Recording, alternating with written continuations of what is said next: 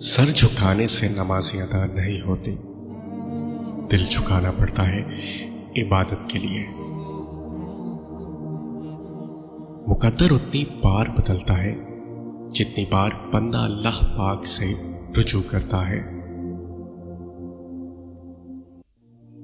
اگر نماز فجر کے لیے بیدار ہونا تمہاری پہلی پلاننگ نہیں تو باقی دن کی پلاننگ کا کوئی معنی نہیں، کیونکہ تمہارے دن کی شروعات ہی ناکامی سے ہوئی۔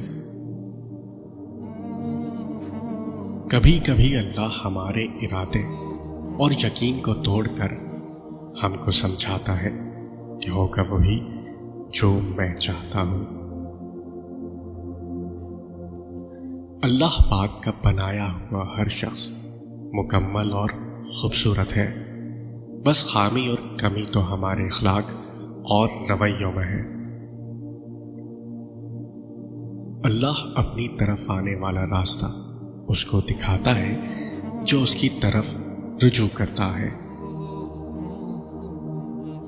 آپ کی بہتری کس میں ہے یہ آپ کا رب بہتر جانتا ہے۔ نبی کریم صلی اللہ علیہ وسلم نے ارشاد فرمایا، جب تمہارے غم بڑھ جائیں اور تم ان غموں کو ختم کرنا چاہو تو مجھ پر درود بھیجو، کہ تمہارے غموں کو ختم کرنے کے ساتھ ساتھ تمہارے گناہوں کو بھی مٹا دے گا۔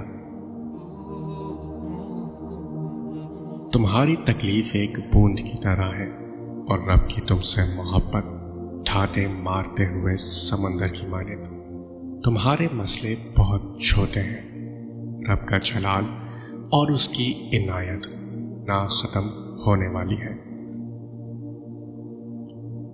اللہ پر یقین کرنا ان چیزوں کے ہونے کا بھی جو بظاہر ناممکن نظر آ رہی ہو۔ ہمارے مانگنے میں کمی ہو سکتی ہے، اللہ کے دینے میں نہیں۔ بہترین فیصلہ چاہتے ہو تو سب کچھ اللہ پاک پہ چھوڑ دو۔ اپنے اندر پرندے کی طرح عاجزی پیدا کرو جو آسمان کی بلندیوں کو چھو کر بھی گردن جھکا کر رکھتا ہے، اور بے شک عاجزی اللہ تعالی کو پسند ہے۔ اگر زندگی عارضی ہے تو مشکلات بھی مستقل نہیں، بس تم اپنے رب کے شکر گزار رہو۔ اگر اللہ نے وہ لے لیا جسے کھونے کا تم تصور نہیں کر سکتے تو یقیناً وہ کچھ ایسا تمہیں ضرور دے گا جسے پانے کا تم نے سوچا بھی نہ ہوگا۔